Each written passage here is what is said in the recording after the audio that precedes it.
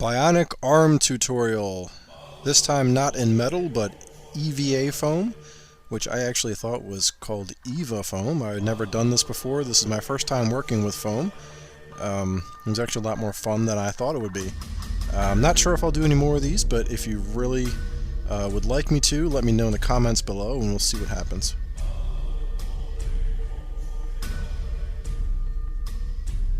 By the way, this is a shot of the metal version of this right here.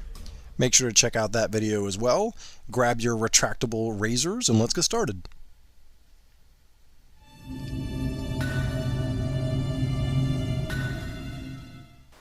Whoa, whoa, whoa.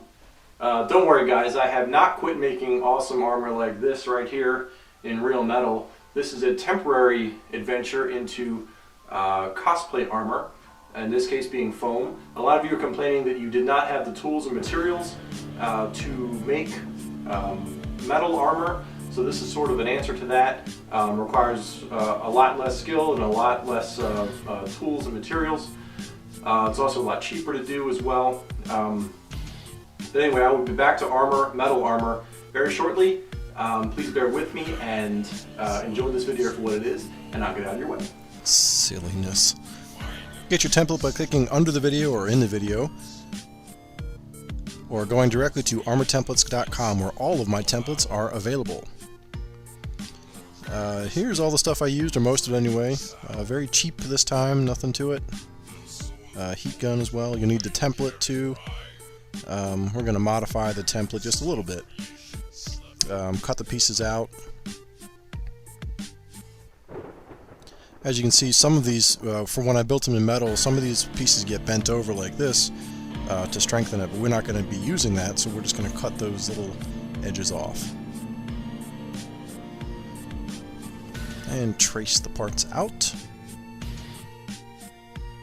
This is 6mm EVA foam, and just cut them out. Make sure your razor is nice and sharp, and be careful using it. I'm using a sledgehammer head. Anything rounded will work. I'm using this as well. It's called dishing form, but if you don't have this, obviously most people don't, you can also use like a metal bowl or a dog dish, something along those lines. Anything that has like a rounded shape like that. And I'm basically just forming it by stretching it some, hitting it with a heat gun, and then stretching it over this piece, and also just forming it into this little dish a couple of times until you get the shape you're after. I wear gloves because it's pretty hot. And this is the basic shape of it. Looks pretty good. Another way to do this, I don't prefer this method, but you can make a pie cut and glue it together, and this will give you a sort of a rounded shape. I don't like it because it's very hard to get rid of that seam, and really it's not necessary to do something like this and have a seam showing. This weldwood contact cement, a lot of people use barge as well. I didn't find that at the store, so this comes in handy during the build. I didn't do this. This is just an example to show you, but I did use it for other stuff, so I will explain later on. To seal the little, or to get rid of the seam, people use this Quick Seal Plus stuff and put it in there and smooth it out and wait a little bit for it to dry and then wipe it away with a wet rag. I still found it to be a mess and not very good at hiding the seam, so I didn't like it. This is a piece of exhaust pipe. Anything rounded will do. It doesn't have to be a piece of exhaust pipe. Here I'm rounding some of the pieces, just hitting it with a heat gun and then forming it to it. And once you let go, it kind of holds its shape. It wasn't quite rounded enough, so I ended up heating up one edge at a time and kind of pushing it against the table to get a little bit more curve out of it. That's better.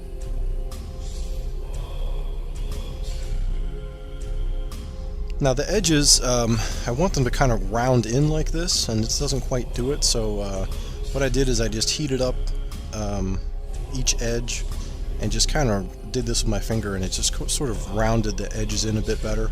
I didn't do that everywhere, just on some of the pieces that have a rounded end like this. And you can see it needs a little bit more work, but this is pretty close to what I wanted it to do.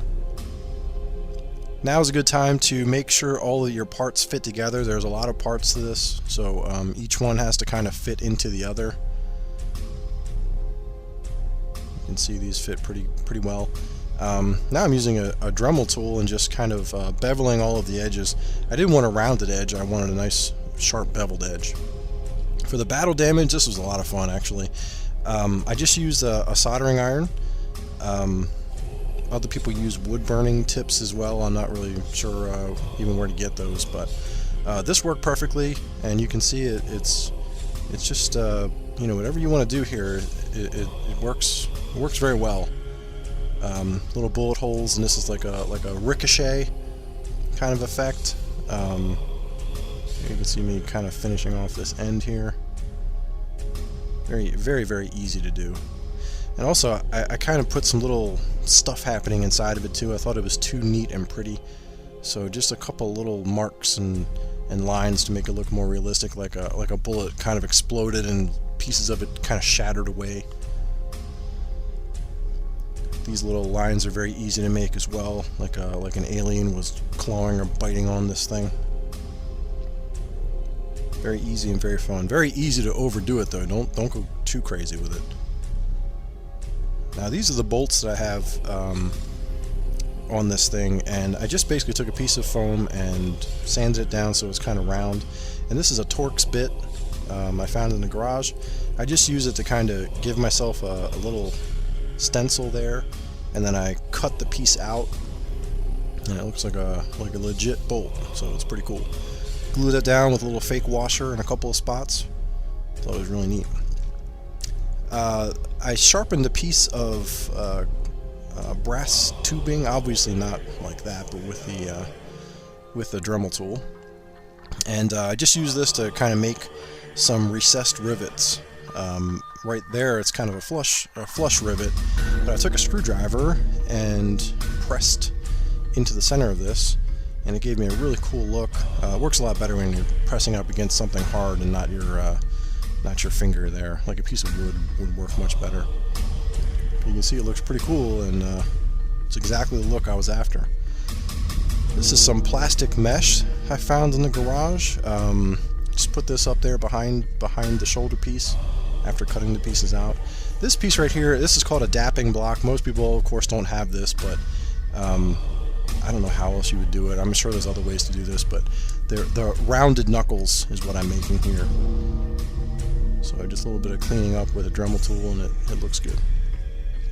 Once all the parts are made, everything is covered in Plasti Dip. 3 coats of this, nice thin coats. And then after that, some metallic silver paint. It looks kind of bright and crazy right there, but it ends up looking pretty nice. I also used a little bit of metallic blue and purple paint here at the top to kind of simulate heat discoloration. I thought it looked pretty cool. Now this is acrylic paint, black acrylic paint with some water in it. And I'm just basically brushing it all over the surface, making sure to get it into little crevices and whatnot. And then just dabbing it off or wiping it off to give it an aged metal look.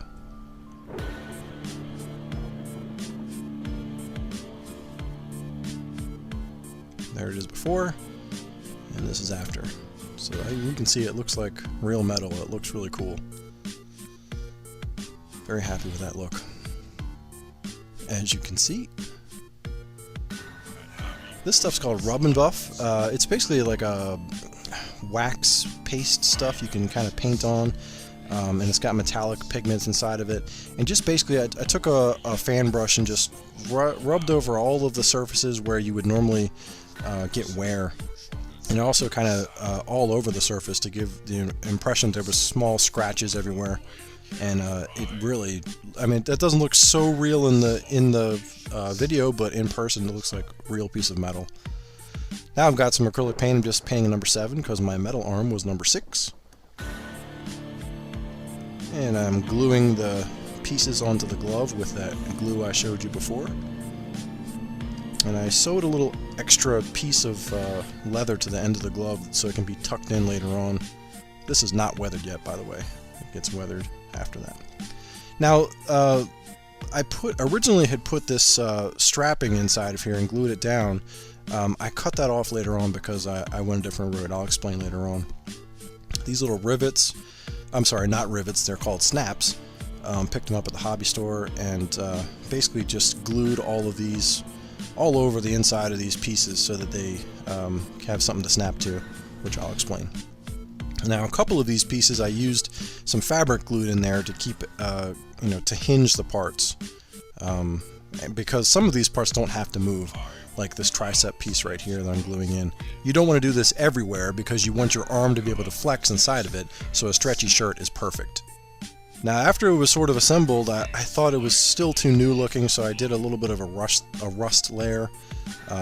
Same idea as the black paint, just with browns, a couple different color browns.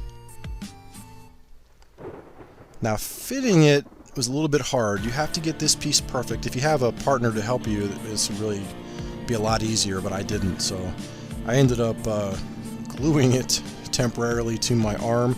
I should have sprayed it just inside the part instead of the shirt, but whatever. Once I figure out where it goes, I can mark where the snaps are, as you can see, a little mark there, and I can put corresponding snaps in the shirt. This also makes the parts removable so you can wash the shirt. I also have some fabric here that is keeping it from ripping through, just to reinforce it a bit.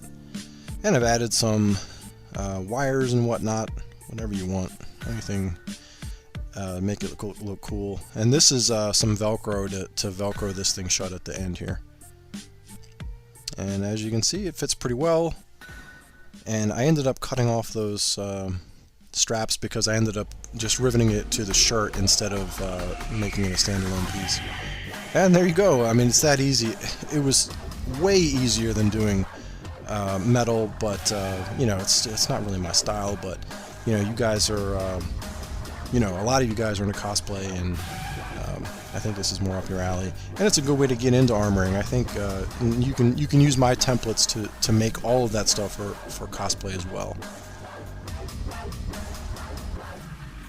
Very cool.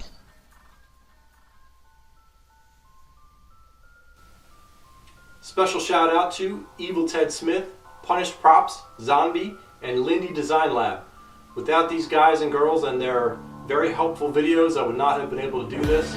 So please check out their channels. You can find their links in the description below. Thanks for watching.